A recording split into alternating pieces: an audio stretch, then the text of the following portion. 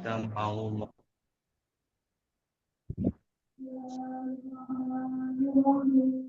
mengorbankan waktu kita untuk sama-sama mendengar Allah, ajaran Rasulullah Shallallahu Alaihi Wasallam, mendengarkan Allah, mendengarkan sabda Rasulullah Shallallahu Alaihi Wasallam, misi hati dan pikiran kita. Hati dan pikiran kita ini sehat karena diisi dengan firman Allah yang penuh dengan mukjizat, yang penuh dengan rahmat. Salawat dan salam kepada baginda Rasulullah Shallallahu Alaihi Wasallam beserta keluarganya yang memberikan pertolongan, memberikan syafaat yang kita harapkan syafaat tolongannya. Para orang tua, saudara-saudara yang dimuliakan oleh Allah Subhanahu wa taala. Pada kali ini kita mempelajari ajaran Allah, ajaran Rasulullah tentang cara bagaimana cara orang tua jadi ya dan anak jadi bahagia. Menurut pandangan kebanyakan masyarakat, soleh itu identik dengan rajin ibadah, rajin sedekah, puasa. Sebenarnya tidak hanya soleh lahir saja yang diajarkan agama, juga soleh batin, soleh karena zaman terdapat kita yang rajin ibadah, rajin puasa, rajin sedekah, tapi karena kurang soleh batinnya sehingga mulutnya suka menyakiti orang lain, apakah tempat neraka. Itulah yang harus kita hindari, dan bagaimana kita berusaha tidak hanya soleh lahir, juga soleh batin kita. Kalau sudah soleh lahir kita dan soleh batin kita, insya Allah kita akan bahagia. Tentu tema ini mempunyai latar belakang mengapa kita harus soleh dan bahagia. Apalagi belum lama ada viral berita seorang anak remaja membunuh ayahnya yang sedang tidur, neneknya yang sedang tidur, menusuk ibunya. Nauzubillah min zalik, itu merupakan hal yang mengerikan. Mengapa itu terjadi? Tentu karena tidak bahagia. Padahal Allah Subhanahu wa taala, Rasulullah Shallallahu alaihi wasallam telah mengajarkan kita agar kita bahagia. Cara agar kita bahagia. Mengapa kita harus bahagia dan soleh? Di slide yang pertama ini disebutkan survei kesehatan jiwa remaja nasional telah dilakukan pada remaja usia 10-17 tahun di Indonesia. Hasilnya lebih dari 17 juta remaja di Indonesia memiliki masalah dengan kesehatan mental.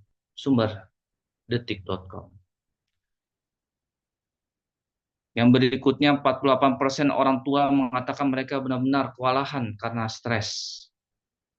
Berikutnya, untuk mengetahui apakah bunda dan ayah sedang mengalami parental burnout, orang tua yang stres, kenali beberapa tanda dan keluhan berikut. Yang pertama, frustasi atau merasa tak pantas lagi menjadi orang tua. Yang kedua, kerap melampiaskan emosi pada anak atau anggota keluarga. Yang ketiga, timbul anggapan semua hal yang dilakukan sebagai orang tua selalu salah. Yang keempat, merasa tidak lagi dihargai, baik sebagai ibu, ayah, istri, maupun suami. Berikutnya, tumbuh rasa kesal, bahkan benci pada anak. Berikutnya, menjauhkan diri dari anak dan anggota keluarga bahkan ingin melarikan diri. Sumber alodokter.com. Begitu banyak hal yang membuat kita miris membacanya, melihatnya berita-berita, dan ini harus kita waspadai sebagaimana yang diperintahkan oleh Allah Subhanahu wa taala, "Qu anfusakum wa ahlikum nar." Jagalah diri kita, jagalah diri kamu dari api neraka, begitu pula dengan keluargamu. Kita ke slide berikutnya. Apa kata Allah Subhanahu wa taala dan Rasulullah Shallallahu alaihi wasallam agar kita menjadi orang tua yang soleh, menjadi anak yang soleh. Yang sudah pasti kita adalah semuanya ada anak. Boleh on cam. Jadi rumus bahagia yang masalahnya, apapun penyakitnya, Al-Quran obatnya. Kalau ada iklan mengatakan apapun, apapun makanannya, teh botol sosro minumnya. Jadi semakin supaya mudah kita bikin jargon yang mirip dengan iklan. Jadi rumus bahagia kita yang kita ambil dari ajaran Allah dan ajaran Rasulullah Shallallahu Alaihi Wasallam, yaitu selalu apapun masalahnya, apapun penyakitnya, Al-Quran obatnya.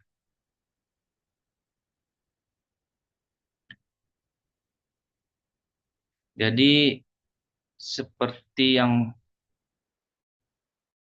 bagandaknya dengan metode pesantren itu jiping, ngaji kuping, kadang-kadang nggak sampai masuk kuping, nggak sampai masuk telinga kanan, apalagi masuk telinga kanan, udah masuk keluar lagi telinga kiri. Karena dalam metode pendidikan, namanya kita belajar taklim itu ada secara audio, ada visual, juga ada kinetis. Di pesantren-pesantren diajarkan metode yang holistik, yang menyeluruh. Audio juga, visual juga, holistik juga, kinetis juga. Seperti sorogan, terus kiainya atau ustaznya membaca, dan para jamaahnya mengulang. Dan ini metode yang paling lengkap, paling optimal dibandingkan hanya dengan tablik. Sehingga di MUI, di lembaga-lembaga dakwah, di Kodi, diminta para dai lebih banyak metode yang dipakai itu adalah ke taklim.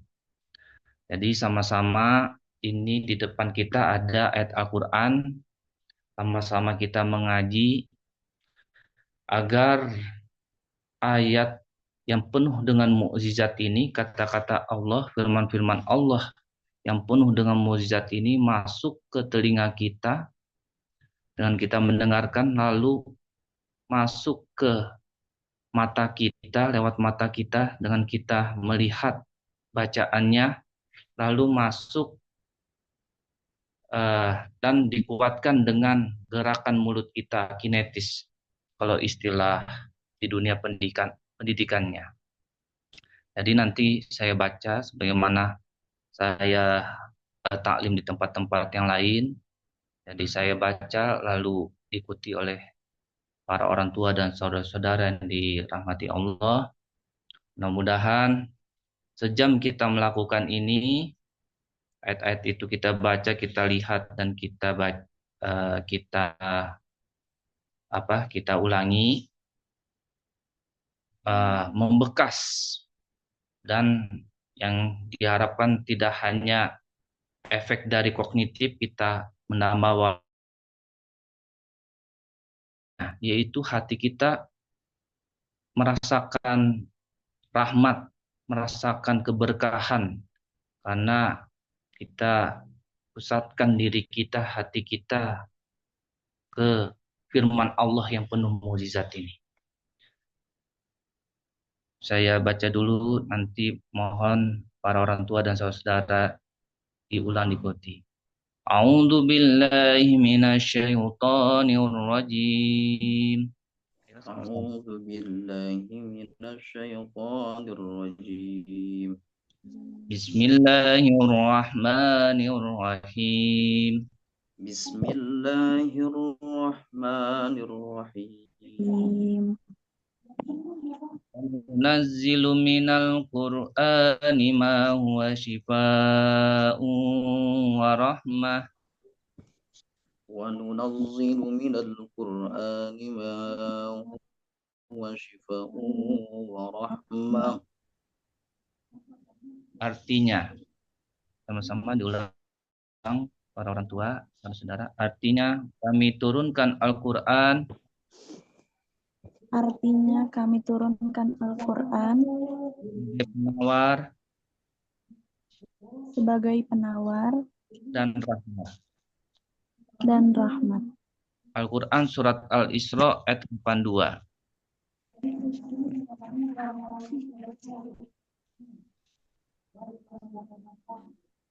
Jadi rumus yang pertama, rumus bahagia yang saya ambil dari ajaran Allah Subhanahu wa taala dan Rasulullah Shallallahu alaihi wasallam, yaitu apapun masalahnya, apapun penyakitnya, kita jadikan Al-Qur'an sebagai obat. Pada zaman Nabi begitu tinggi keimanan para sahabat, apapun mereka punya penyakit, mereka bacakan Al-Fatihah. Bahkan dalam suatu riwayat ada yang terkena bisa dibacakan Al-Fatihah. Begitu keyakinan mereka akan kekuatan mukjizat Sirul Fatihah. Biasa kita di masjid-masjid, di mushola, kita membaca Bisirul Fatihah dengan kemukjizatan, dengan kelebihan-kelebihan yang dimiliki dari surat Al-Fatihah. Karena apa? Itulah yang Allah telah katakan bahwa Al-Quran ini Allah sudah jadikan obat, penawar, dan rahmat. Tergantung kembali kepada kitanya itu mau nggak mengikuti apa yang Allah ajarkan. Karena di zaman sekarang ini banyak manusia yang merasa lebih pintar dari Tuhannya. Merasa lebih tahu daripada Tuhannya. Kalau kamu ingin bahagia nih, cobain miras oplosan. Bahagia kagak, mati iya. Kalau kamu ingin bahagia nih, cobain narkoba. Kalau kamu ingin bahagia nih, ayo kita ke diskotik segala macam. Padahal Allah yang lebih tahu bagaimana ciptaannya ini bahagia. Kalau dia punya penyakit, kalau dia punya masalah, bagaimana dia mendapatkan rahmat, hanya Allah yang tahu. Dan Allah mengajarkannya. Di Al-Quran sudah tertulis. Tinggal kita mempelajarinya. Lalu kita mengamalkannya. Insya Allah kalau itu yang kita lakukan, rahmatnya akan kita dapatkan. Rahmat kita dapatkan, bahagia itu akan kita rasakan. Kita ke slide berikutnya. Tadi yang pertama, rahasia bahagia yaitu apapun masalahnya, apapun penyakitnya, Al-Quran obatnya. Yang kedua, hanya dengan mengingatmu hatiku jadi tenang. Ini bahasa puitis. Munya itu domirnya kembali kemana? Ke Allah. Jadi hanya dengan mengingat Allah hati kita jadi tenang. Allah Subhanahu wa taala berfirman, "Ala bidzikrillah." Sama-sama para orang tua, saudara-saudara diulang. Ala bidzikrillah Rillah tatma'innul qulub. tatma'innul qulub. Artinya ingatlah, Artinya ingatlah, hanya dengan mengingat Allah hati menjadi tenang. dengan mengingat Allah lah hati menjadi tenang. Al-Quran surat Ar-Ra'd ayat 20. Surat Ar-Ra'd ayat 20. Jadi bukan dengan mengingat materi, bukan dengan mengingat selain yang bikin ya, Allah mengajarkan kita hanya dengan mengingat saya, kamu bahagia. Hanya dengan mengingat Allah, kita akan tenang. Saya sudah mengingat Allah, Pak Ustadz, Pak Kiai. Oh, hati kok masih gundah gulana, masih galau. Mengingat Allahnya seberapa banyak? Pengalaman saya bertahun-tahun, minimal kita itu sejam zikir. Jadi kalau bisa lagi galau, lagi apa, sejam. Malas zikir, malas baca Al-Quran, malas mentadaburi Al-Quran, dengerin ceramah, dengerin salawat. Tapi minimal sejam. Setelah sejam itu, kalau kebahagiaan kita tuh biasa di dunia psikologi itu kan pakai indeks kebahagiaan skala 1 sampai 10.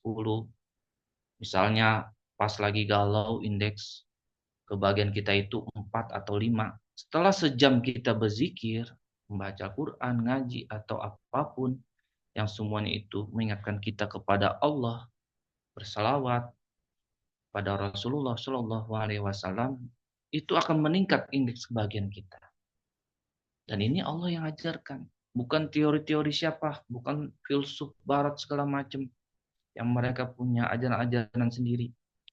Allah yang punya ajaran, Allah yang punya petunjuk.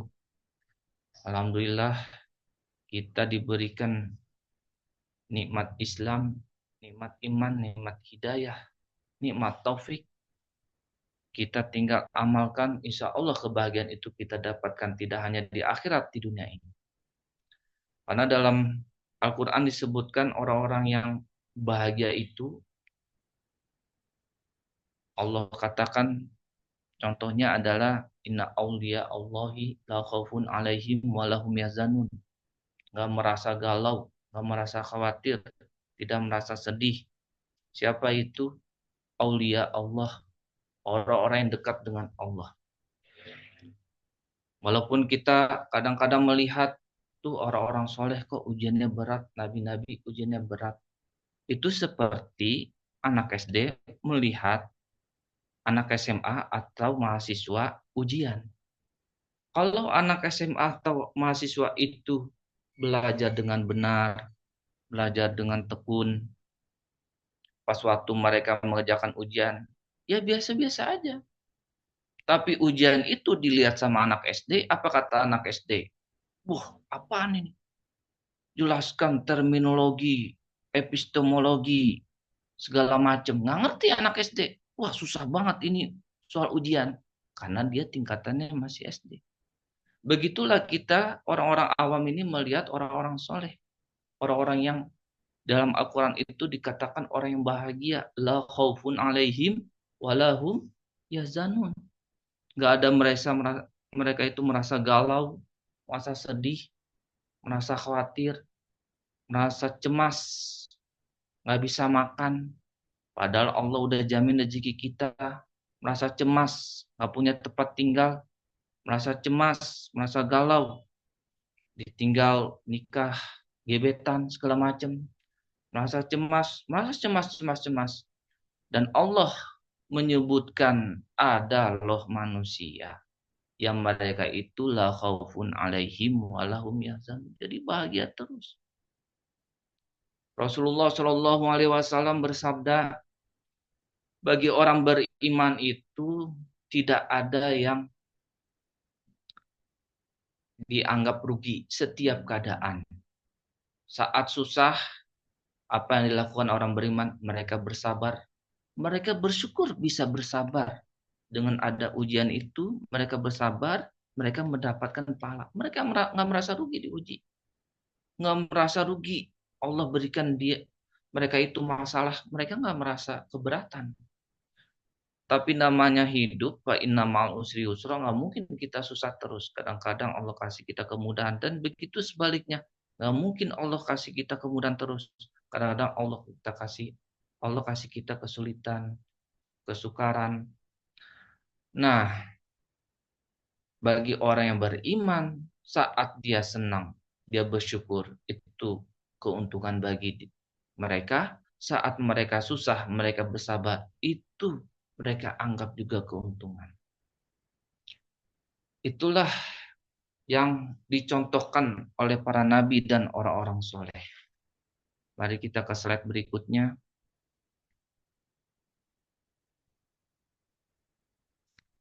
Jadi yang pertama tadi rumus bahagia yang saya ambil dari ajaran Allah dan ajaran Rasulullah, yaitu ingat iklan teh botol sosro, apapun masalahnya, apapun penyakitnya, Al-Quran obatnya. Yang kedua, ini orang yang lagi kasmaran, dia mengatakan, selalu dengan mengingatmu hatiku jadi tenang, tapi kasmarannya kepada Allah, kesemsemnya kepada Allah. Wah, itu mah orang wali, itu mah orang yang cintanya sama Allah. Kata siapa? Baca Al-Quran. Alladzina amanu wa asyaddu balillah. Orang yang beriman itu yang begitu dahsyat cintanya kepada Allah. Itu ciri orang beriman. Jadi kalau kita pengen jadi orang beriman atau nggak terima dibilang orang kafir, maunya disebut orang beriman, kita harus punya kecintaan yang dahsyat, yang besar kepada Allah. Mau makan ingat Allah, mau tidur ingat Allah, berbaring ingat Allah, berjalan ingat Allah. Itu Allah katakan. Wa yadhkurunallaha qiyaman wa qu'udan wa 'ala junubihim. Mengingat Allah dalam keadaan kiaman, berdiri, wa qu'udan, duduk, wa 'ala junubihim, dalam keadaan junub aja, dalam keadaan berbaring tidur aja ingat Allah. Nah, bagaimana kita supaya memiliki kesemsem kecintaan itu yang besar kepada Allah, melebihi kecintaan kita kepada orang tua kita, pasangan kita, anak kita? Itulah yang dikatakan dalam Al-Quran bahwa orang beriman itu kecintaannya kepada Allah itu lebih daripada yang lain, daripada orang tua sekalipun. Nabi mengajarkan kita sering-sering berdoa, Allahumma inna nas'aluka hubbaka wa hubba ma yuhibbaka wa hubba amalin nuqarib ila hubbika. Jadi itulah yang harus kita amalkan. Kalau udah tumbuh rasa cinta kita kepada Allah Subhanahu wa taala, maka hidup kita ini akan merasa tenang. Yang kita ingat-ingat adalah Allah, bukan kita ingat-ingat cicilan. Yang kita ingat-ingat ini adalah Rasulullah, banyak bersalawat. Rasulullah Shallallahu Alaihi Wasallam bersabda, la yaqud, mari sama-sama diulang para orang tua, saudara-saudara, la yaqud, La yaqud qaumun qaumun yadhkurunallah yadhkurunallah azza wa jalla azza wa jalla illa illa sumul malaika hafathumul malaika wa wasiyat sumur rahmah wa ghasiyatuhumur rahmah wa nazalat alaihimus sakinah wa nazalat alaihimus sakinah wa tarakahumullah wa dzakarahumullah liman indah. liman indah. Artinya, tidaklah kelompok orang duduk berzikir kepada tidaklah Allah sekelompok orang duduk berzikir kepada Allah Subhanahu wa ta'ala Subhanahu wa ta'ala kecuali para malaikat mengelilingi mereka, mengelilingi mereka, rahmat Allah meliputi mereka, rahmat Allah meliputi mereka, ketentraman turun kepada mereka, ketentraman turun kepada mereka, Allah menyebut-nyebut mereka dan Allah menyebut-nyebut mereka di hadapan para malaikat di hadapan para malaikat yang ada di sisinya. yang ada di sisinya. Hadis riwayat. Jadi keadaan kita seperti saat ini, kita berkumpul walaupun dengan online, sama-sama kita berzikir kepada Allah, kita membaca firman Allah, kita mendengarkan firman Allah, kita mempelajari firman Allah. Apa yang dibalas oleh Allah kepada kita saat ini, Allah mengirim utusan khusus. Bukan utusan khusus presiden. Utusan khusus dari Allah, dari pusat. Pusatnya bukan Jakarta atau IKN, tapi Arsh. Allah menurunkan utusan khususnya itu berupa malaikat yang membawa rahmat. Coba kita tanya hati kita saat ini, kita lagi benar-benar mendengarkan firman Allah, membaca firman Allah, apa yang kita rasakan? Nggak mungkin kita biasa-biasa aja tuh. Wah, kalau udah kayak begitu, itu hatinya udah harus diterapi itu. Jangan sampai fi qulubihim maradun, dalam hatinya ada penyakit berkarat atau seterusnya. Kalau hati-hati yang masih belum rusak, dibacakan firman Allah, terasa rahmat. Nah, ini kan kita mulai baru berapa menit. Nanti kita buktikan kalau udah sejam seperti pengalaman saya dan yang dikatakan oleh guru saya, sejam kita berzikir, sejam kita memusatkan diri kita kepada firman Allah yang penuh dengan mukjizat ini, yang Allah sudah katakan penuh dengan rahmat, insya Allah indeks kebahagiaan kita itu akan bertambah. Kita ke slide berikutnya.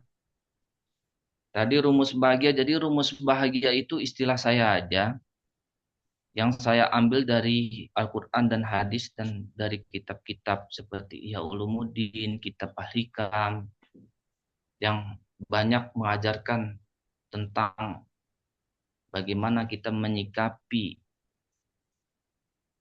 diri kita, menyikapi ujian atau masalah yang kita hadapi, bagaimana kita menjaga hablum minallah kita, tidak hanya sekedar lahir, tapi batin kita ini juga hablum minallah yang kuat. Jadi kalau kita itu WA chatting sama seseorang yang kita lagi kesemsem, mungkin yang udah pengalaman kesemsem atau saat ini lagi kesemsem, bawaannya pengen chat mulu sama dia, nanya apa kabar, lagi ngapain, udah makan belum, segala macem, maunya ngobrol aja, nggak terasa dari pagi sampai malam, kadang-kadang sampai jam 12 malam itu nggak terasa, chatting dulu sama dia.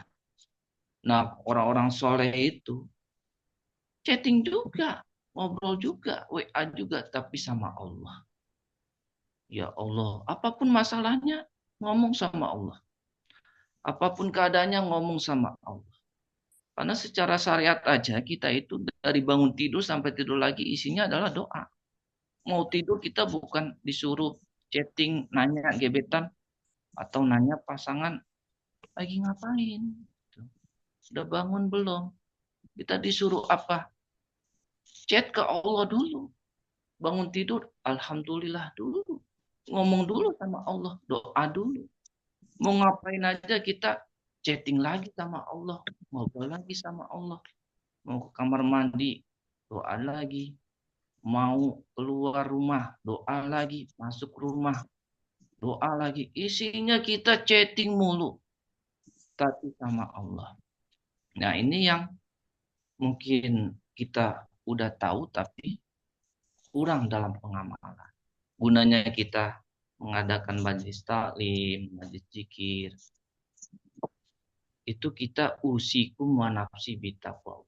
Saling mengingatkan, mengamalkan surat Al-Asri. Apa yang disebutkan dalam surat Al-Asr itu, apa yang disuruh Allah kepada kita, wa tawassaw bil haqqi wa tawassaw bis sabr.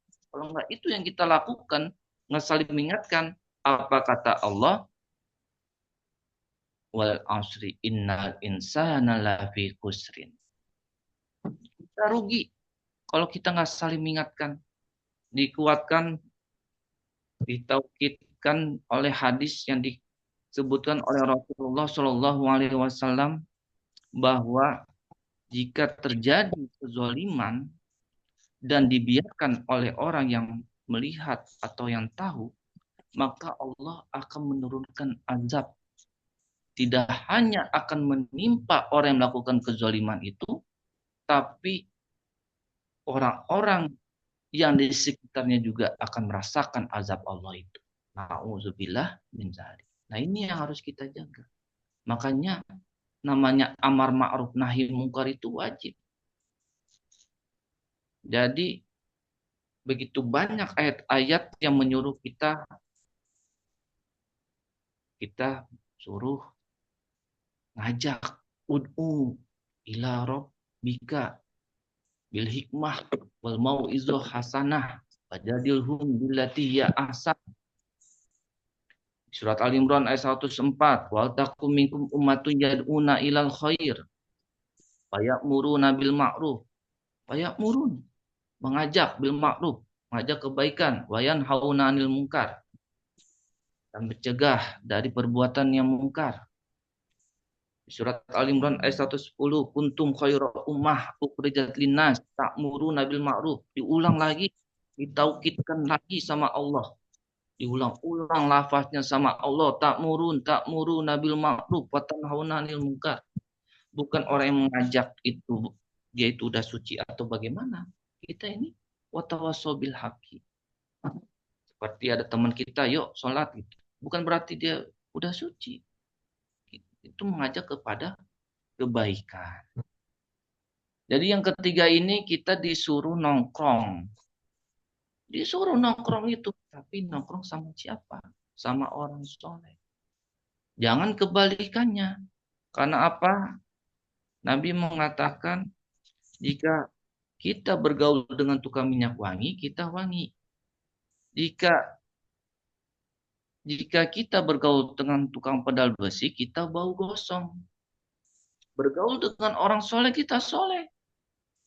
Ketuban solehnya kita. Hitungan hari, hitungan minggu, hitungan bulan, jadi soleh kita.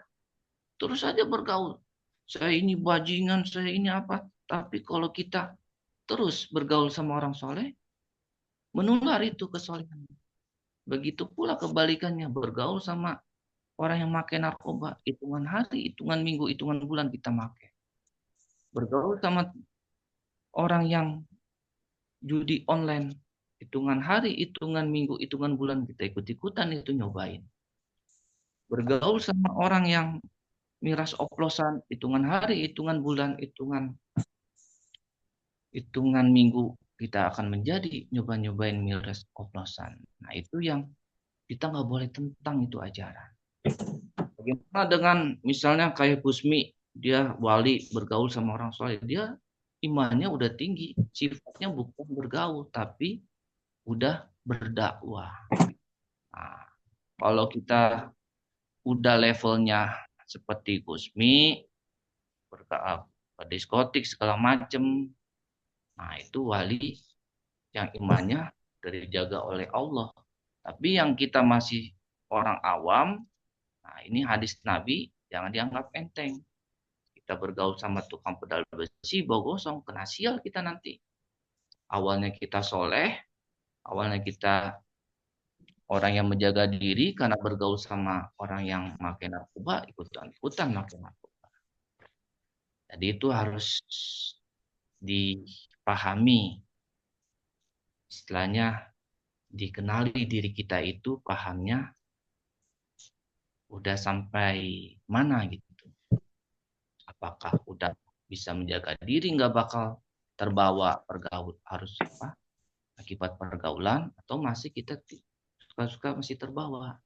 Nah kalau masih kita awam, masih mudah terbawa, nah ini hadis Nabi, bergaul sama tukang minyak wangi jadi wangi, ya bergaul sama orang soleh aja. Kalau kenal sama banyak orang nggak masalah kenal, tapi yang namanya bergaul, nah kita amalkan apa yang diajarkan Nabi. Yang berikutnya selalu melihat dunia ke bawah. Jadi penyebab orang tua itu ada yang bunuh anaknya segala macam, itu secara psikologis mengalami depresi, mengalami stres. Nah, salah satunya karena apa? Nah, ini nih. Selalu melihat dunia ke atas. Seharusnya selalu melihat dunia ke bawah. Jadi menentang apa yang diajarkan Nabi. Kalau kita amalkan ini nih, ini baru 4 aja ini rumus bahagia yang saya kumpulkan dari ajaran Allah dan ajaran Rasulullah. Semua jelas dalilnya.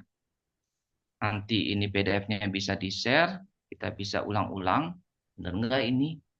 Kata-kata Allah, kata-kata Rasulullah, kita amalin, benar enggak? Bisa menjaga kita dari perbuatan-perbuatan yang mengerikan yang selama ini viral. Insya Allah saya jamin. Tapi benar-benar kita mengamalkannya dengan meminta pertolongan Allah. Rasulullah Shallallahu Alaihi Wasallam bersabda, unzuru, mari sama-sama para orang tua, saudara-saudara diulang. Unzuru Unzuru ila man huwa ila man huwa asfala minkum asfala minkum wala tanzuru wala tanzuru ila man ila man huwa fauqakum huwa fawqakum fahuwa ajdaru fahuwa ajdaru alla tajdaru alla tajdaru nikmatallahi alaikum. ni'matallahi alaikum. Artinya, Artinya, pandanglah orang yang berada di bawahmu pandanglah orang yang berada di bawahmu dalam masalah harta dan dan janganlah engkau pandang orang yang berada di atasmu dan janganlah engkau pandang orang yang berada di atasmu dalam masalah dunia ini. dalam masalah dunia ini. Dengan demikian, hal itu buatmu tidak meremehkan nikmat Allah padamu. akan membuatmu tidak meremehkan nikmat Allah padamu. Hadis riwayat Bukhari. Hadis riwayat Bukhari. Jadi kalau kita membaca kata-kata Allah, apa yang dikatakan Rasulullah Shallallahu Alaihi Wasallam, man qara'a harfan min kitabillah falahu hasanah wal hasanatu bi asyri amsalihah. Siapa yang membaca satu huruf dari kitab Allah, maka baginya satu kebaikan dan satu kebaikan itu dibalas Allah 10 kali lipat kebaikan. Jadi kita ini berapa ayat yang tadi kita baca ini, berapa huruf yang kita baca, Allah balas 10 kebaikan, satu hurufnya berapa kebaikan yang kita terima. Itu yang Nabi ajarkan. Jadi dalam mengaji itu, ya inilah yang banyak dibicarakan di MUI, di lembaga-lembaga dakwah, di Kodi sendiri, agar kita ini apa yang diamalkan di pesantren itu dipraktekkan, diamalkan juga di tengah masyarakat. Biar masyarakat itu ketiban barokah dari apa yang orang-orang pesantren itu amalkan. Seperti ngaji, itu kan pesantren itu kan ngaji jipingnya itu jarang, ngaji kupingnya. Lebih banyak mengaji sorogan, holistik itu kan. Jadi matanya ikut ngaji, melihat tulisan kata-kata Allah, huruf-huruf Al-Quran ini, apa yang dikatakan Allah satu huruf aja, itu Allah balas 10 kebaikan. Dan belum lagi kita melafalkan, mengucapkan istilah-istilah itu talaki itu kan. Ustadznya, kiainya baca lalu diikutin. Jadi metode dan di dunia pendidikan itu disebut dengan metode holistik.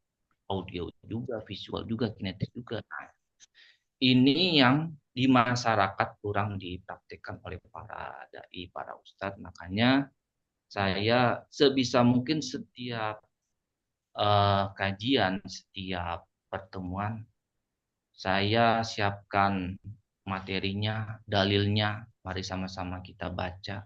Karena ya sudah banyak yang tahulah efektivitas dari ngaji kalau cuma tablik atau giping itu. Nah, jadi sesuai dengan hadis Nabi, satu huruf yang kita baca itu dari Al-Quran itu, jadi membaca Al-Quran aja kita udah dapatin kebaikan. Karena hati dan pikiran kita itu seperti teko. Jadi teko itu kalau nggak diisi air, isinya angin, masuk angin. Hati dan pikiran kita ini kalau nggak kita isi dengan ajaran-ajaran Allah, ajaran Rasulullah, dengan kata-kata Allah, firman-firman Allah yang penuh dengan mukjizat itu, yang Al-Fatihah aja kalau kita baca bisa mengobati, dipraktikkan oleh orang-orang soleh mengobati banyak penyakit, asal benar-benar kita punya afirmasi ini obat sesuai dengan apa yang Allah ajarkan. Al-Quran ini syifa, warahmah. Jadi kita menjadi kebahagiaan nggak usah jauh-jauh. Orang-orang yang melakukan hal mereka itu kan karena depresi, stres. Kenapa mereka depresi, stres? Bunuh anaknya, ada anak bunuh orang tuanya. Ya karena mereka jauh dari rahmat. Apa itu rahmat? Allah bilang, kamu baca Al-Quran, kamu dapat rahmat, kamu zikir, ngumpul sama orang soleh. Saya turunkan utusan khusus, bawa rahmat, bawa berkat. Nggak hanya berkat berupa makanan. Rohani kita ini harus juga dikasih makanan. Jangan jasmani aja. Ikut ngaji yuk. 7 hari. Dapat ini, berkat. Cuma jasmani doang yang kita pikirkan. Rohani kita bagaimana? Ini rohani kalau nggak dikasih makan, sakit. Galau, stres, depresi. Akhirnya melakukan hal yang mengerikan. Nauzubillah min zalik. Mari kita ke slide berikutnya. Jadi saya kenapa ulang-ulang di setiap slide-nya itu? Karena secara kognitif ini memudahkan kita menghafal. Jadi kira-kira 1 jam ini kita mengaji, mempelajari firman Allah, mempelajari ajaran Rasulullah Shallallahu Alaihi Wasallam. Karena saya ulang 1, 2, 3 diulang lagi.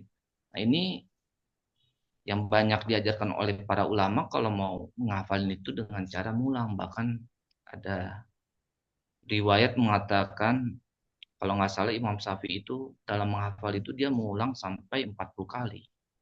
Misalnya satu ayat dia mau hafalin dia ngulang sampai 40 kali. Begitu yang dicontohkan oleh para ulama. Nah ini efektif dalam kita memasukkan wawasan agama secara kognitif. Makanya saya ulang.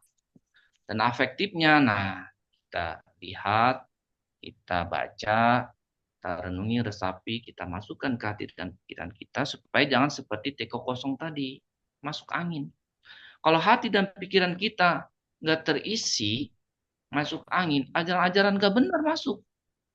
Ajaran materialisme, lihat orang dengan dilihat materinya, ajaran ateisme, merasa pintar, punya ajaran sendiri, nggak mau ikut ajaran Allah, nggak mau ikut ajaran Rasulullah, ajaran kapitalisme, siapa yang uangnya banyak itu yang kita pilih, bukannya ini orang benar apa enggak, nanti dia punya jabatan bakal serakah apa enggak, kan bisa dilihat track recordnya di masyarakat mereka bagaimana. Nah, jadi kalau hati dan pikiran kita nggak diisi dengan ajaran Allah dan ajaran Rasulullah, masuk ajaran-ajaran filsuf-filsuf Barat yang mereka sendiri sama Tuhan itu kurang ajar. Kenapa kita sebut kurang ajar? Mereka nggak percaya sama Tuhannya. Ateisme itu ajaran dari mana? Komunisme itu dari ajaran mana? Itu filsuf-filsuf Barat itu yang mereka berdakwah, melakukan misi, menyebarkan di kampus-kampus yang mereka punya. Mereka punya filsuf-filsuf Barat, buku-buku filsafat. Kita punya kita punya ajaran Rasulullah SAW amalkan dosa kita bergema ya. Kita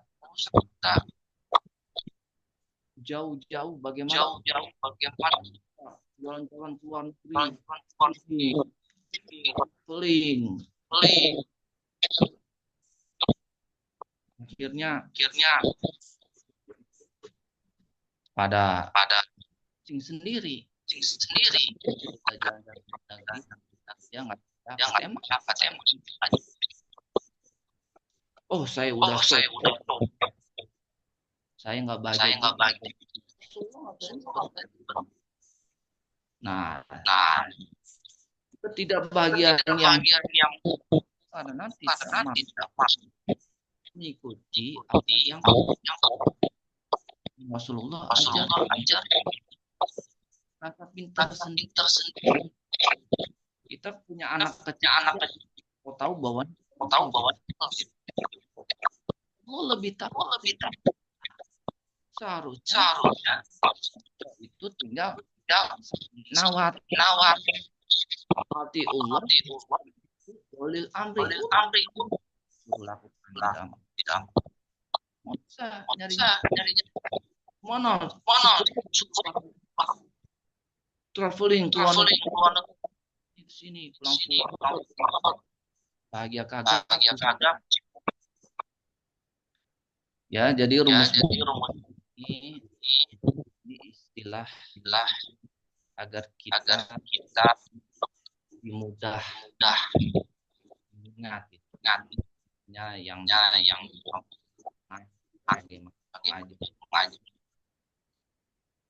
jamaah itu Tuhan aja. Saya ngasih istilah dan jalan Allah dan Rasul. Nah, ini sebenarnya banyak, tapi karena terbatasan waktu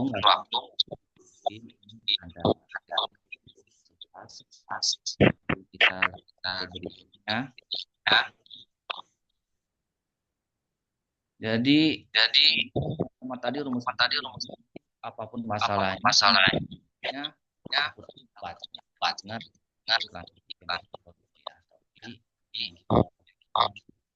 jadikan poinnya adalah Ustaz, mohon maaf sampai menggema kecil.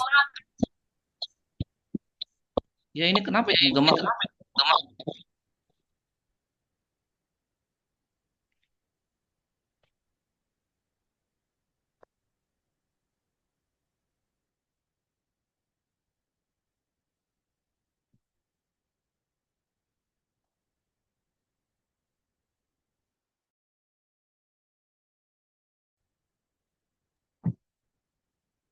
Ya, kenapa saya bingung nih. Ya, langsung kita kelima lalu kita ya Allah Subhanahu wa taala wa ma khalaqna tolong saudara diulang. Suaranya masih muncul, Ustaz. Kenapa? Suaranya masih mantul. Menggema. Itu kenapa ya? Saya nggak tahu. Nggak tahu nih, tadi awal jelas suaranya, sekarang menggema malah. Ya, karena juga ini karena Masih menggema nggak? Masih Ustaz. Masih. Mungkin agak dijauhin itu yang Kan jauhin. oh ya, salahnya apa mungkin. Ya, kita lanjut. Nggak lama lagi udah habis nih. Ini 6 nanti. Mari orang tua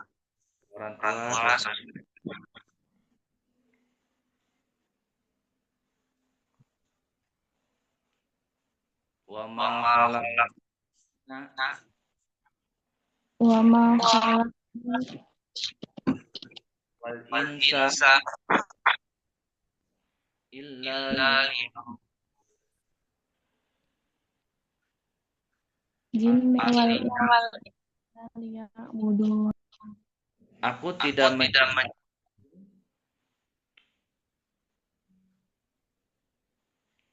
dan manusia kan supaya mereka ikut aku.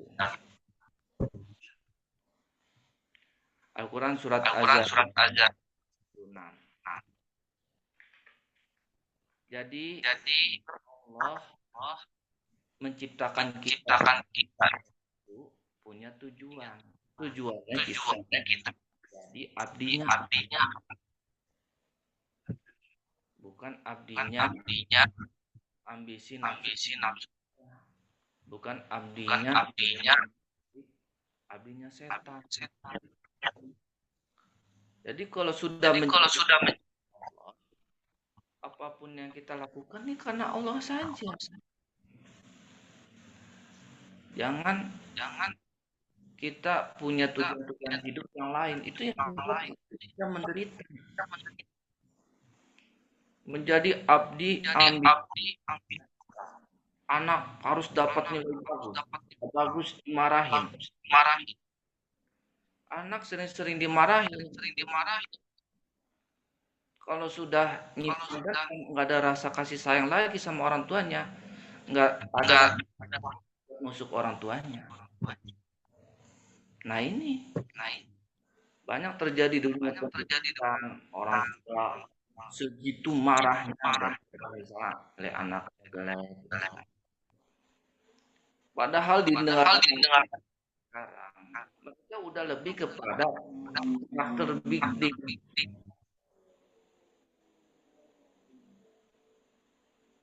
Ya. Jadi pembangunan karakter bukan poin-poin nilai hafalan nilai bahasa Inggris. Tapi lebih kepada karakternya. Maaf Ustaz, audiens mungkin jika Ustaz punya headset bisa digunakan. Headset ya? Iya Ustaz.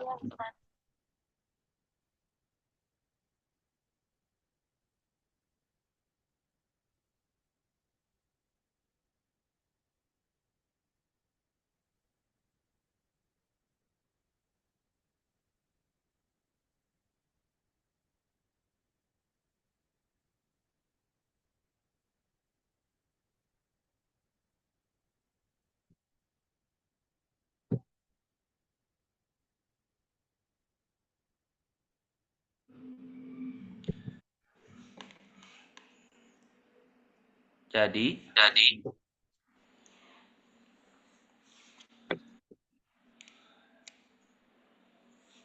rumus bahagia yang itu dari ajaran Allah, ajaran Rasulullah Shallallahu Alaihi Wasallam. Yang pertama tadi selalu apapun masalahnya, apapun penyakitnya, Al-Quran obatnya. Yang kedua selalu dengan mengingatmu hatiku jadi tenang. Yang ketiga selalu nongkrong bergaul dengan orang soleh. Keempat selalu melihat dunia ke bawah. Yang kelima selalu ingat tujuan hidup kita yaitu menjadi abdinya Allah.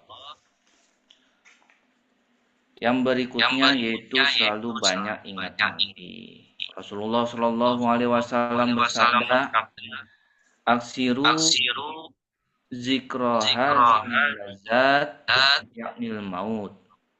Perbanyaklah mengingat pemutus kelezatan, yaitu kematian. Hadis riwayat Tirmidzi. Jadi perbanyak kita ingat mati itu. Istilahnya zikrul maut. Kita lakukan zikrul maut itu.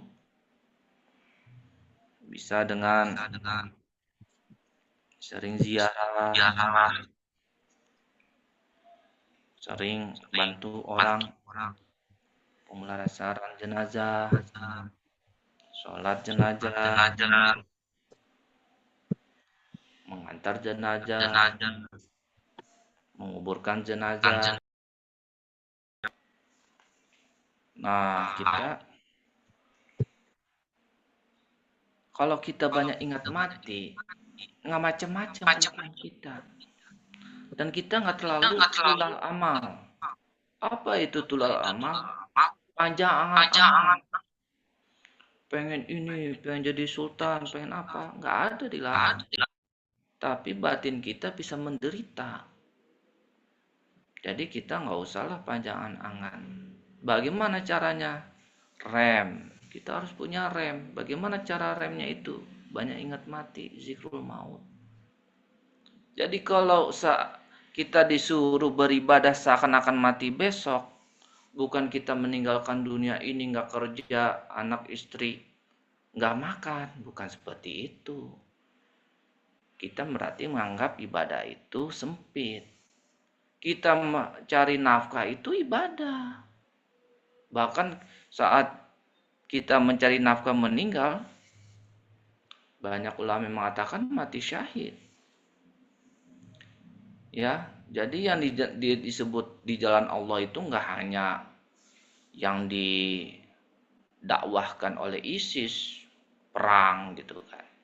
Kita mencari nafkah untuk keluarga kita tuh jihad. Dan kita meninggal saat itu mati syahid. Nah, ini yang kalau kita amalkan zikrul maut ini, kita tuh berkurang ekspektasi yang istilah psikologi itu berlebihan, terlalu lebay ekspektasinya, gitu kan? Kayak anak SD, cita-citanya mau jadi apa? Mau jadi presiden gitu. Ya boleh-boleh aja cita-cita itu. Tapi cita-cita itu jangan hanya satu. Diurutin, 1 presiden, 2 apa, 3 apa itu. Sampai berapa itu. Jadi kalau jadi presiden nggak tercapai ya biasa aja. Nggak perlu ngerahin masa, terus demo di mana-mana. Karena ada cita-cita berikutnya. Karena setiap kedudukan kita itu udah ditakdirkan Allah. Kita mau jadi apa? Kita sudah ditempatkan oleh Allah di mana itu sudah tercatat. Kalau kita baca surat Hud ayat 22 itu, ma'asoba min musibatin fil ardi wala fi anfusikum illa fi kitabim min qabli an nabraha likai la ta'saw ala ma fatakum wala tafrahu ala ma atakum wala tafrahu ala ma atakum. Supaya kamu tuh jangan terlalu bahagia dengan apa yang Allah kasih ke kamu, karena itu semua udah tertulis. Jadi kalau menang pilkada jangan jumawa, kalah juga jangan nggak legowo. Kenapa? Semuanya udah tertulis. Kita ini kalau kembali ingat tujuan kita sebagai abdinya Allah, dimanapun kita ditempatkan oleh Allah, ridho. Mau kita jadi miskin, mau jadi kaya, kita ridho. Udah berusaha, segala usaha segala macam, tapi hidupnya masih seperti ini, ridho. Karena apa? Kita ini abdinya Allah, Allah tugasin kita di mana aja kita ridho. Kayak santri disuruh kiainya, kamu bagian keamanan, ridho. Derek kiai barokah, sama kiai aja kita barokah kalau kita patuh sami'na wa ta'na. Apalagi kepada Allah kita patuh sami'na wa ta'na. Lebih banyak, lebih besar barokahnya lagi. Kita ke slide berikutnya.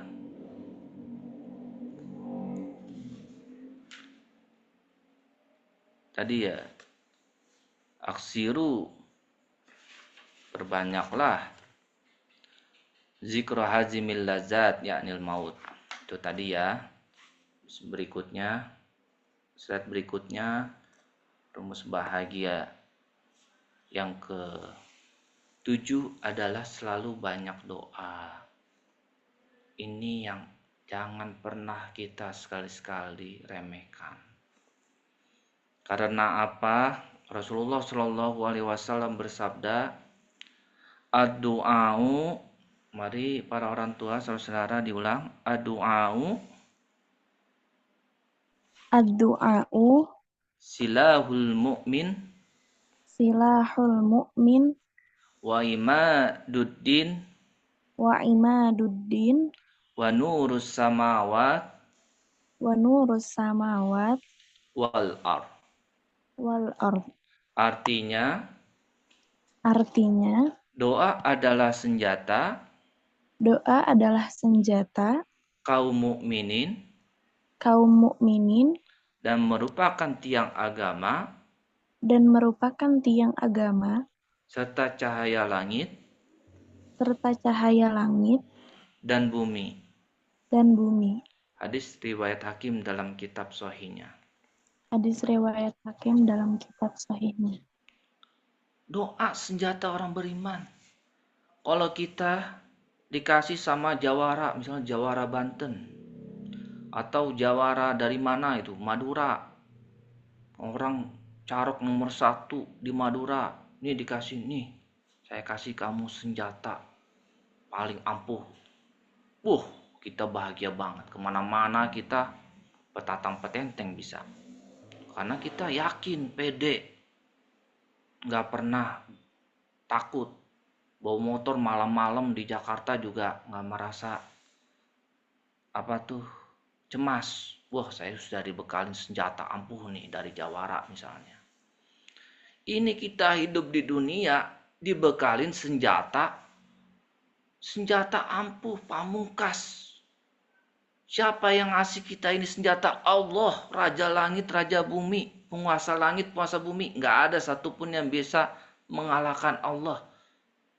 Apapun masalah kita, apa kata Allah dalam surat Yasin? Idza aradallahu syai'an ayyakula lahu kum fayakun. Jika Allah menghendaki sesuatu, Allah cuma bilang jadi. Siapa di dunia ini yang bisa seperti itu? Presiden nggak bisa. Presiden bilang jadi nggak bisa. Cuman Allah. Dan Allah itu memberi kita senjata. Loh, kok kita entengin aja itu senjata. Buktinya kita entengin, malas doa. Kita bilang, kemarin udah doa. Namanya nggak yakin sama doa. Doa itu, kalau kita kiaskan itu kayak anak kecil. Saya punya anak umur 3 tahun. Misalnya rengek-rengek minta gunting. Saya sebagai orang tua, saya kasih nggak tuh? Anak umur 3 tahun minta gunting, nangis-nangis. Mau jungkir balik dia, mau teriak-teriak, nggak bakal saya kasih tuh gunting. Bahaya. Itulah yang diajarkan oleh Syekh Athaillah dalam kitab Al-Hikam.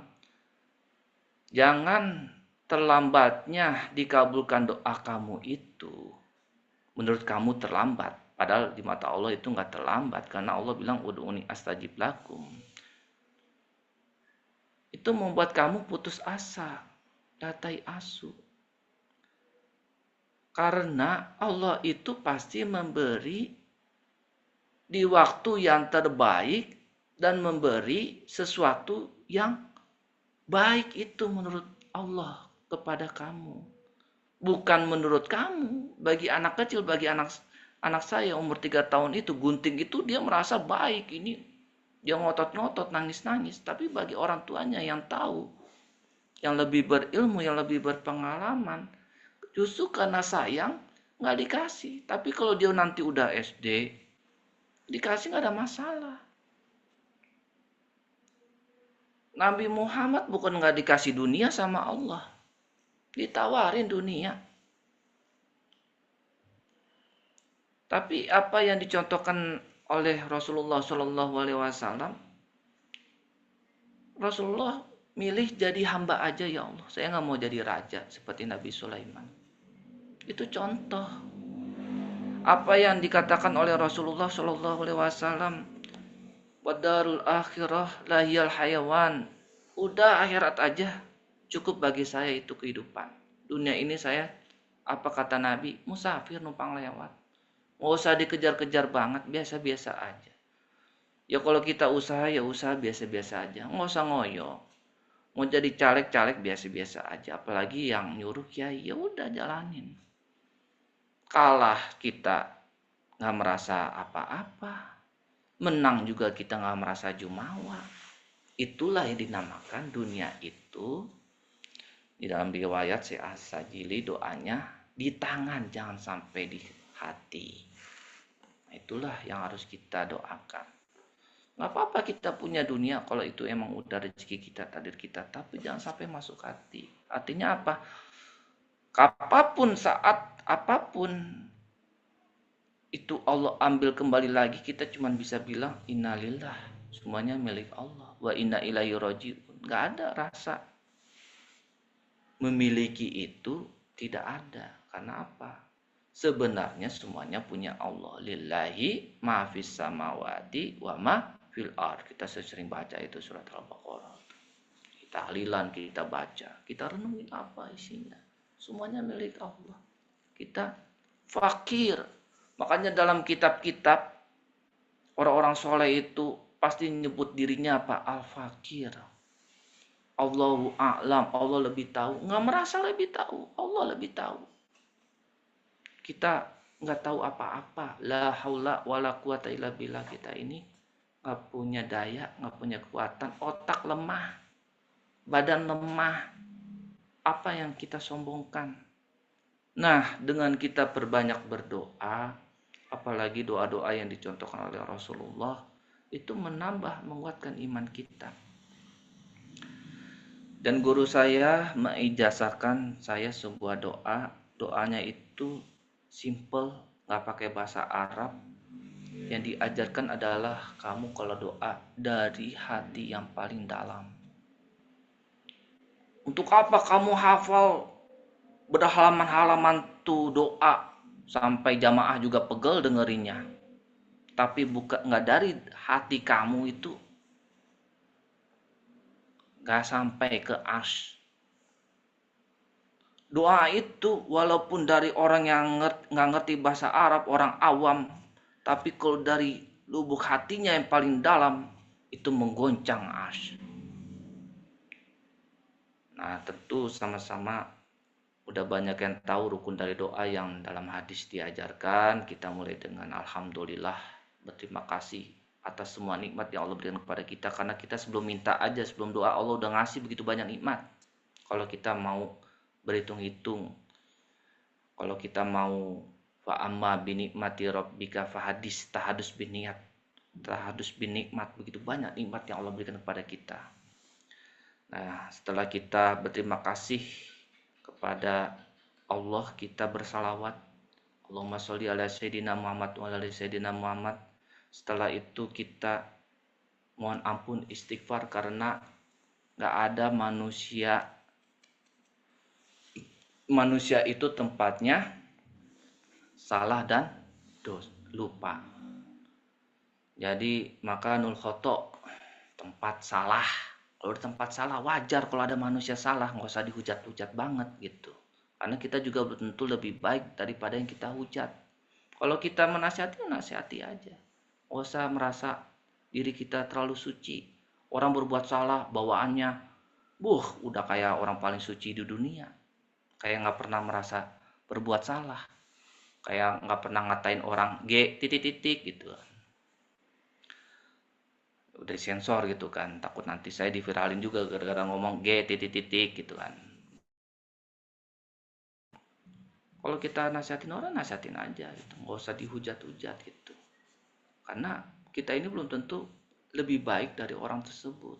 Itu yang diajarkan oleh Imam Al-Ghazali dalam kitab Ihya Ulumuddin. Kalau kita melihat pendosa, orang bersalah, orang dosa, kita harus lihat mungkin dengan wasilah dosa itu dia bertambah dekat kepada Allah, naik derajatnya.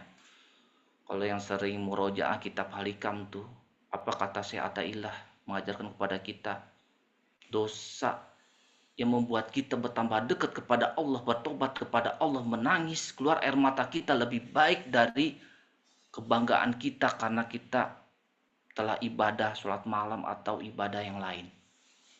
Karena ujub itu nggak diterima oleh Allah ibadah kita.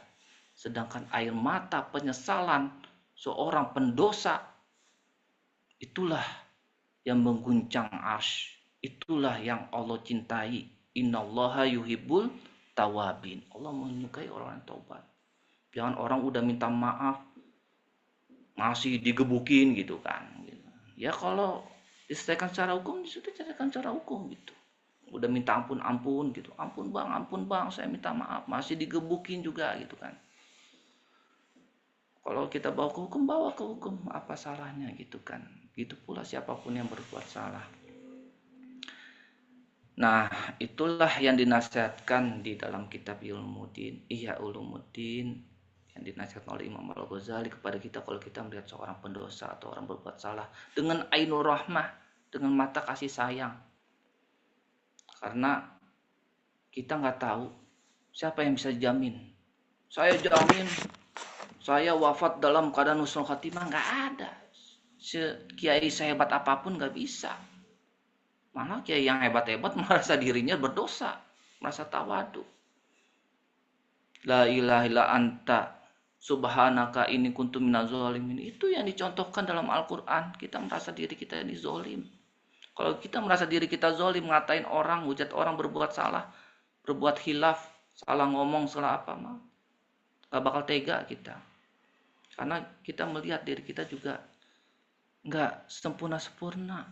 Tentu kita punya dosa juga, punya kekurangan, punya salah gitu kan.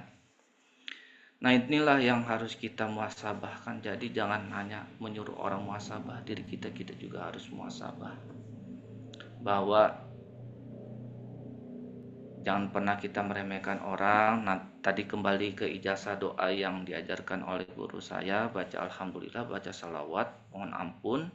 Ya Allah, ampunilah atas semua dosa-dosa saya. Ya Allah, ampunilah atas semua dosa-dosa kedua orang tua saya. Berikutnya yang harus kita lakukan adalah intisari dari Al-Fatihah Ihdinas Shiratal Mustaqim itu guru saya pakai bahasa yang meresap di hati kamu aja, misalnya bahasa Indonesia itu, ya Allah bagaimana ini ya Allah, saya saat ini punya masalah ini, sebutin masalahnya, apakah masalah ekonomi, apakah masalah keluarga, apakah masalah orang dengan orang tua, apakah masalah di tempat kerja, apakah masalah usaha, apakah masalah di sekolah, dengan dosen, dengan teman di tempat kuliah, atau masalah apa aja sebutin. Jadi kita biasakan tuh curhat tuh kepada Allah, bukan di medsos. Medsos mah netinya udah tau lah kita neti kita tuh. Allah aja bisa kalah maha benarnya gitu kan. Paling maha benar sendiri gitu kan, paling suci sendiri. Curhat ke Allah. Karena kita curhat di medsos juga bisa jadi malah dibully, bukannya dihibur atau dikasih solusi. Tapi kepada Allah, insya Allah, Allah maha pengasih, Allah maha penyayang. Allah lebih sayang kepada kita melebihi ibu kita, melebihi siapapun yang mencintai kita, pasangan kita. Apalagi kalau pasangan ada uang abang sayang, kalau nggak ada uang, nah itu kalau bukan istri yang soleha ya, atau laki-laki yang kalau istrinya udah dia bosan atau kemana, nah itu. Jadi kita berharap cintanya Allah, disayangi Allah, kita berdoa kepada Allah. Jadi kata-katanya ya Allah bagaimana ini ya Allah gitu. Habis itu kita tutup dengan salawat, habis itu kita akhiri dengan baca hamdalah. Mari sama-sama kita praktek, ini diijazahkan oleh guru saya dan saya mengijazahkan sebagaimana yang Nabi sabdakan, kalau kita memberi ilmu, memberi petunjuk dan itu diamalkan, maka kita juga ketiban pahala dan itu lebih baik daripada alpat kalau zaman sekarang. Kalau zaman Nabi itu unta merah ya. Nah, itulah yang hadis yang disebutkan tentang bagaimana keutamaan kita mengajak orang atau mengajarkan orang kepada kebaikan. Jadi doa itu nggak panjang, simple aja, dan itu bisa kita baca di setiap keadaan, di setiap situasi itu kan, di tempat yang layak untuk kita berdoa, atau saat kita di kereta atau di busway atau di motor lagi lampu merah atau lagi jalan gitu kan. Jadi doanya simple, baca alhamdulillah, salawat, Allahumma sholli ala sayyidina Muhammad wa ala sayyidina Muhammad. Berikutnya kita mohon ampun, ya Allah ampunilah semua dosa-dosa saya, ya Allah ampunilah semua dosa-dosa kedua orang tua saya. Berikutnya, ya Allah bagaimana ini ya Allah, saya ini sekarang punya masalah, misalnya lagi skripsi susah banget ya Allah, dosennya salah-salah mulu saya ya Allah, Allah yang tahu, Allah yang berilmu, minta tolong ya Allah, karena hanya Allah yang bisa membantu saya, menolong saya gitu kan, dan hanya Allah yang bisa menyelesaikan masalah saya. Lalu kita tutup Allahumma sholli ala sayyidina Muhammad wa ala sayyidina Muhammad walhamdulillah.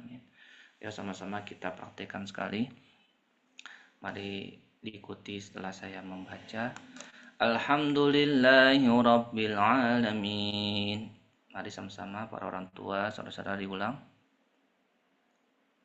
Alhamdulillahi rabbil alamin. Allahumma sholli ala Sayyidina Muhammad wa ala ali Sayyidina Muhammad. Allahumma sholli ala Sayyidina Muhammad wa ala ali Sayyidina Muhammad. Ya Allah, ampunilah semua dosa saya. Ya Allah, ampunilah semua dosa saya. Ya Allah, ampunilah semua dosa kedua orang tua kami. Ya Allah, ampunilah semua dosa kedua orang tua kami. Ya Allah, bagaimana ini ya Allah? Ya Allah, bagaimana ini ya Allah? Disebutkan dalam hati saat ini lagi punya masalah apa? Apakah masalah ekonomi? Ataukah masalah keluarga? Ataukah masalah dengan orang tua? Masalah dengan saudara? Masalah dengan pasangan? Masalah dengan anak? Masalah di tempat kerja? Masalah dengan atasan? Masalah dengan bawahan? Masalah di tempat belajar, di kampus? Masalah dengan dosen? Masalah dengan teman? Apapun masalahnya, sebutkan dalam hati. Sebutkan, katakan, ucapkan kepada Allah dari hati kita yang paling dalam. Lalu kita ucapkan, minta tolong sama Allah. Diulang, minta, mari sama-sama diulang, minta tolong sama Allah. Hanya Allah yang bisa menyelesaikan semua masalah. Hanya Allah yang bisa menyelesaikan semua masalah. Allahumma sholli ala Sayyidina Muhammad wa ala ali Sayyidina Muhammad. Allahumma sholli ala Sayyidina Muhammad wa ala ali Sayyidina Muhammad. Walhamdulillahi rabbil alamin. Walhamdulillahi rabbil alamin. Ya, jadi itu doa yang diijazahkan oleh guru saya. Mari sama-sama diamalkan. Itu udah saya amalkan bertahun-tahun, Masya Allah. Setiap apapun masalah, ujian biiznillah datang kepada saya, itu hitungan hari, hitungan jam, bahkan hitungan minggu, hitungan bulan, tiba-tiba selesai aja itu masalah. Itu dahsyatnya. Boleh langsung aja kita masuk ke sesi tanya jawab mungkin. Ya, boleh. Ini tapi mungkin sebelumnya sebelum saya masuk kepada sesi tanya jawab ya Ustadz, saya izin membacakan CV Ustadz terlebih dahulu. Iya, saya minta 1 menit boleh? Ini kan udah sampai 7 ya. Ini sebenarnya saya sampai 11 karena waktu. Nanti kalau ada yang pengen melanjutkan episode kedua offline atau online, itu bisa hubungi saya, bagaimana sama-sama kita mengkaji firman Allah, ajaran Rasulullah sebagaimana yang diajarkan Rasulullah. Kalau kita berpegang kepada dua hal itu, kepada Al-Quran dan Sunnah Rasul, insya Allah kita tidak tersesat, insya Allah kita bahagia dunia dan akhirat. Jadi yang ke-8 rumus bahagia yang saya ambil dari ajaran Allah dan ajaran Rasulullah, yaitu selalu tawakal kepada Allah. Dalilnya, wa may yatawakkal 'alallahi fahuwa hasbuh. Jika kita bertawakal kepada Allah, Allah akan mencukupkan keperluan kita dan segala halnya. Yang ke-9, selalu berserah diri kepada Allah Subhanahu wa taala. Wa anibu ila rabbikum wa aslimulah. Kembalilah kamu kepada Tuhanmu dan berserah dirilah kepadanya. Kalau kita berserah diri kepada Allah, karena kita seorang Islam itu artinya berserah diri, insya Allah pertolongan Allah akan datang. Yang ke-10, selalu jadikan sabar dan sholat untuk mendapatkan pertolongan Allah Subhanahu wa taala. Wasta'inu bis-sabri was-shalah. Ini sering dibacakan oleh para dai, para ustadz. Jadikanlah sabar dan sholat sebagai penolongmu. Al-Quran surat Al-Baqarah ayat 45. Yang ke-11, selalu sering ziarah. Rasulullah Shallallahu alaihi wasallam bersabda, "Fazuruha fa innaha tuzakkirul akhirah." Ziarahlah kubur sebab hal itu mengingatkan akhirat. Hadis riwayat Muslim. Nah, ini nanti kan PDF-nya saya kirim, insya Allah bisa diulang-ulang dan marilah sama-sama kita amalkan. Ya, silakan ke sesi tanya jawab. Baik, terima kasih Ustadz. Teman-teman semua, Sobat Dai Muda, kita telah menyelesaikan sesi pemaparan materi. Maka selanjutnya kita akan memasuki sesi tanya jawab atau diskusi.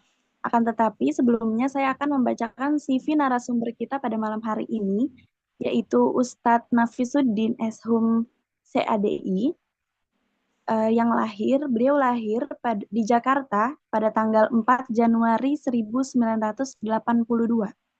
Dan beliau menempuh pendidikannya di Pesantren Darun Najah Jakarta, lalu di Pesantren Abah Didi Mas'udiyah Sukabumi, dan melanjutkan perguruan tinggi di Universitas Indonesia dengan mengambil program studi sastra Arab, dan beliau juga sudah memiliki sertifikat Dai MUI, memiliki sertifikat Dai Ad-Dai, memiliki sertifikat Khotib LD PWNU Jakarta. Dan profesi beliau juga sangat banyak, diantaranya sebagai Dai, sebagai guru, dan sebagai dirut travel umroh, juga sebagai pimpinan Majelis Taklim Ngalap Barokah Jakarta, dan juga sebagai wakil ketua Tanfiziah pengurus NU Ranting Lubang Buaya Jakarta. Masya Allah sekali ya teman-teman. Mungkin tanpa berbasa-basi, langsung saja jika ada teman-teman Sobat Dai Muda yang ingin menyampaikan keluh kesahnya atau bisa juga diskusi bersama narasumber kita. Tadi mungkin pertanyaan yang di kolam obrolan di sini sudah dijawab oleh Ustadz mengenai rumus bahagia, referensinya dalam kitab apa Ustadz? Jadi itu saya penamaan aja biar mudah dihafal oleh para madu'u, para jamaah, karena yang dicontohkan oleh para wali, terutama wali songo itu dibikin simple gitu ya. Misalnya Sunan Bonang mengajarkan bagaimana supaya menyembuhkan hati dari segala penyakit hati seperti sombong, ujub, segala macam itu dengan istilah tombok hati, obat hati gitu kan. Nah, itu saya ambil rumus bahagia itu kan, rumus itu kan biasa familiar di masyarakat. Saya ini pengen bahagia, bagaimana caranya? Kadang-kadang masyarakat itu ribet gitu. Wah, kamu baca kitab ini, wah dia kalau masyarakat awam mah kemana, dia bukan orang latar belakang pesantren. Nah, itu kan sudah jelas bisa dibaca di PDF-nya. Itu semua ada dalilnya, ada ayatnya, ada hadisnya. Sebagaimana Rasulullah SAW bersabda, jika Rasulullah meninggalkan kepada kita itu dua hal. Yang dua hal itu kalau kita berpegang teguh, insya Allah kita tidak tersesat. Kalau kita tidak tersesat, kita akan bahagia. Dua hal itu apa? Yaitu firman Allah, Al-Quran, dan sunnah Rasul, hadis Nabi. Nah, perkataan ulama, nasihat-nasihat ulama itu kan termasuk dari hadis Nabi yang mengatakan al-ulama warisatul anbiya. Nah, kenapa hubungan tersesat sama bahagia ini sangat erat? Kalau kita misalnya mau ke Ciputat, mau ke Win dari Pasar Rebo, pas di Fatmawati kita tersesat, seharusnya ke kiri kita ke kanan, kita ke Pondok Indah, ke Kebayoran Lama segala macem, apalagi kena macet nggak bisa muter balik, bagaimana rasanya? Stres. Udah itu kalau ada acara orang yang panitianya marah-marah, Ustadz kemana aja ini gitu, itu tersesat kayak begitu aja hidup kita menderita, apalagi kehidupan ini kita tersesat, dunia ini kita tersesat. Bagaimana caranya supaya kita tidak tersesat dan kita tidak stres? Kenapa? Udah pasti kalau kita tersesat kita stres. Oh, kemana ini? Kita nyasar, tersesat.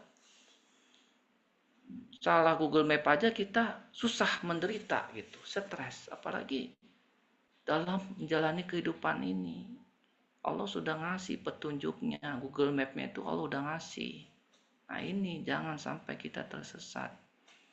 Ya, jadi ini ayatnya udah jelas, ayat berapa, surat berapa, hadisnya juga udah jelas. Jadi kalau mau tanya kitabnya, ya mungkin ada di kitab-kitab tasawuf itu tentang cara membersihkan hati. Dalam kitab-kitab Syekh Abdul Qadir Jailani, Futhul Ghaib segala macam gitu kan. Jadi saya ambil yang simple-simple aja karena seperti yang diajarkan di MUI, di Kodi maupun di lembaga dakwah yang lain di NU itu kita harus lihat mad'u, kita harus lihat jamaah kita tuh siapa. Kalau jamaah kita tuh kiai-kiai santi-santi yang sorogan hebat-hebat, ya ngapain saya bikin kayak gini-gini, mendingan kita langsung aja buka kitab Al-Hikam yuk gitu, kita sorogan gitu.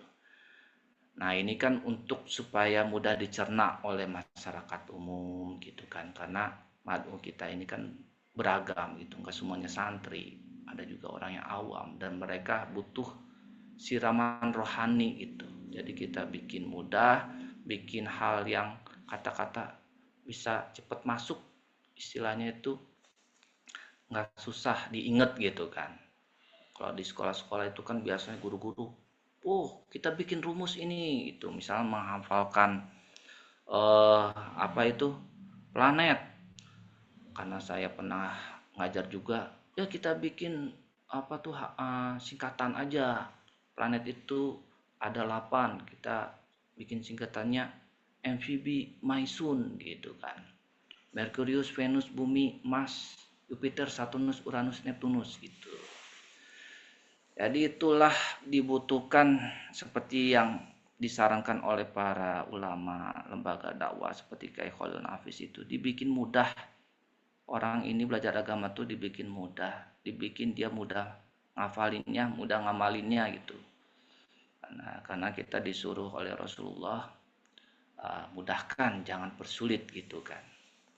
Ya kalau mau belajar dari awal nahu sorof ya itu lebih bagus gitu kan. Tapi kan ada yang waktunya untuk mencari nafkah, ada yang waktunya untuk hal yang lain segala macam gitu kan, dan mereka butuh agama, karena agama ini kebutuhan bukan hanya untuk orang ustadz, kiai, santri gitu kan.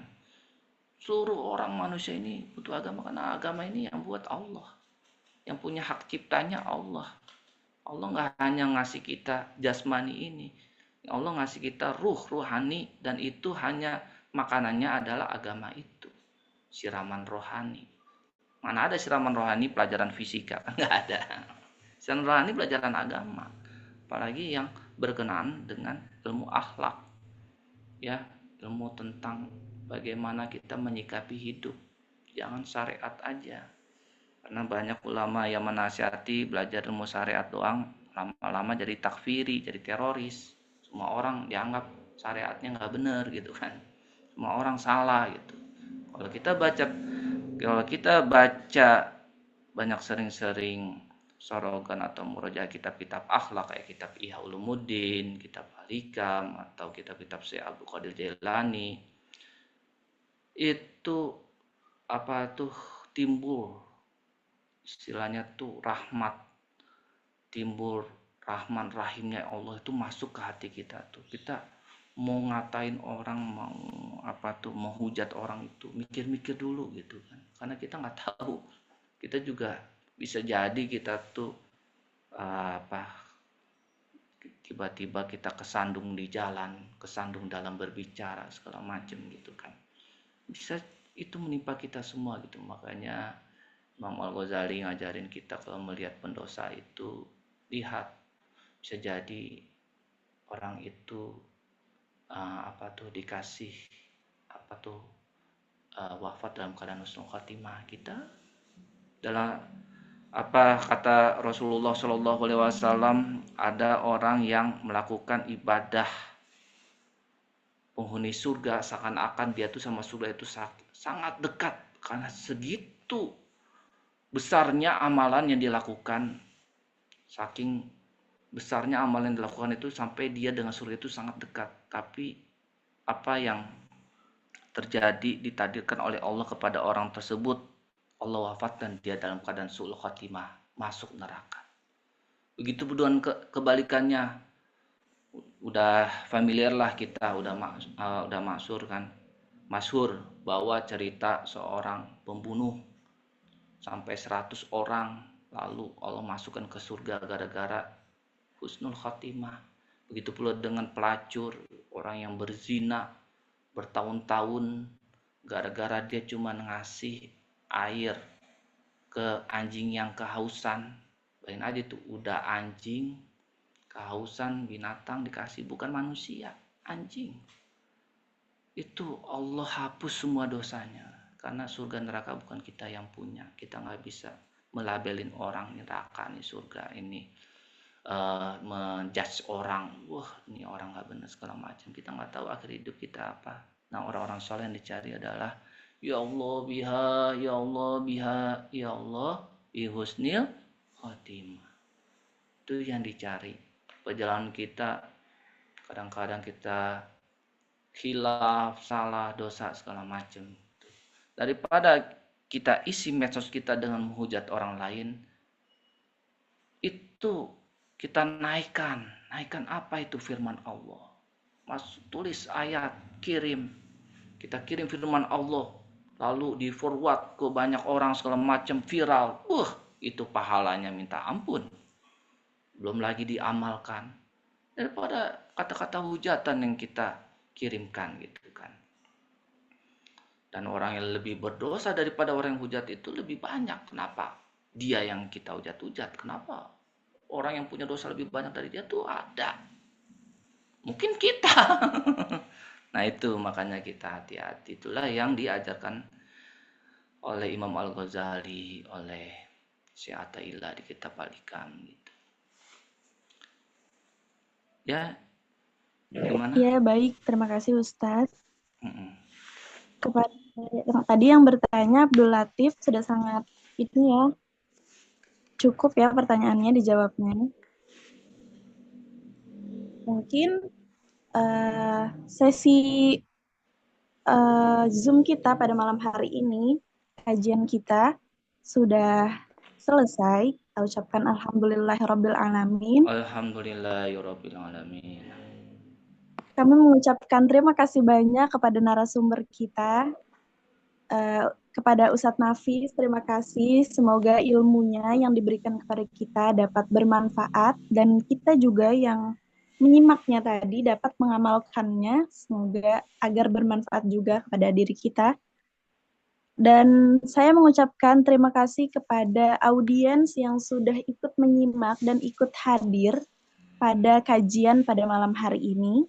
Mungkin sebelum saya tutup kajian kita, saya akan membacakan kesimpulan yang telah dipaparkan materinya oleh Ustadz Nafis.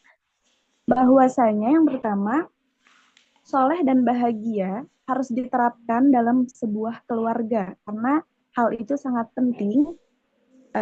Mengapa sangat penting? Karena banyak remaja di Indonesia yang memiliki masalah kejiwaan dan juga banyak orang tua yang stres terhadap anak. Dan adapun rumus bahagia Banyak sekali yang telah dipaparkan oleh Ustadz Nafis, di antaranya adalah dengan membaca Al-Quran. Karena apapun penyakitnya, Al-Quran adalah obat dari segala penyakit. Dan yang kedua adalah dengan mengingat Allah. Dan yang ketiga adalah bergaul dengan orang-orang yang soleh. Dan yang keempat adalah selalu bersyukur dengan cara melihat ke bawah, tidak melihat ke atas, yang akan membuat kita kufur atas nikmat yang telah Allah berikan. Lalu yang kelima adalah selalu ingat bahwasanya tujuan hidup kita adalah untuk beribadah kepada Allah Subhanahu wa taala. Dan yang keenam adalah dengan selalu mengingat-ingat kematian. Karena dengan zikrul maut, maka kita akan menghindari dosa. Dan dosa adalah yang membuat kita merasa gelisah. Lalu, perbanyak doa dan bertawakal serta berserah diri kepada Allah Subhanahu wa taala serta memiliki sikap sadar dan sabar dan selalu menjaga sholat. Mungkin itu saja yang dapat saya sampaikan.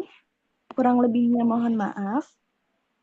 Wallahul muwaffiq ila aqwamit thoriq. Assalamualaikum warahmatullahi wabarakatuh.